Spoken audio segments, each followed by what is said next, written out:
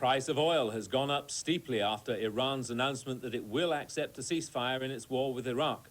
An end to the war, maybe within 10 days it's being said, could put more oil onto the world market, but it could also enable OPEC to fix the price. The Gulf War started 8 years ago. Since then, about 1 million people have died. This summer, Iraq has won most of the battles. The acceptance of the ceasefire appears to be a triumph for the pragmatic views of Iranian Parliament Speaker Ali Akbar Hashemi Rafsanjani. Recently put in overall command of the armed forces, he recognized the war with Iraq couldn't be won and urged the use of diplomacy to re-establish Iran's links with the outside world.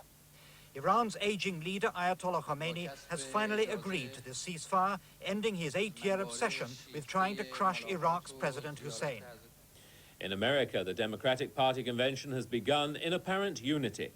Governor Michael Dukakis and the Reverend Jesse Jackson, who was passed over as Dukakis' running mate for the presidential election, seem to have settled their differences. And I want Jesse Jackson to play a major role in this campaign. I want his supporters, who are out there by the millions, to be deeply involved in this campaign.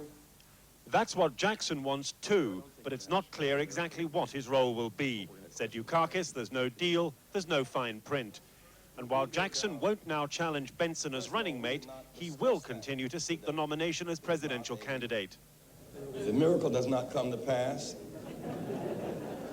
then we have Passover, the next phase of our campaign. Soviet military inspectors are arriving in Britain later today for their first checks here that there's no cheating on the intermediate-range missile agreement. One Soviet team will go straight to the Greenham Common cruise base in Berkshire.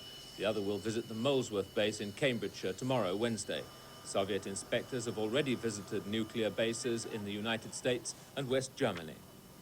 London Heathrow Airport is being opened to charter flights from today as part of a government package to try to combat chaos at Britain's airports and end the misery of stranded holidaymakers.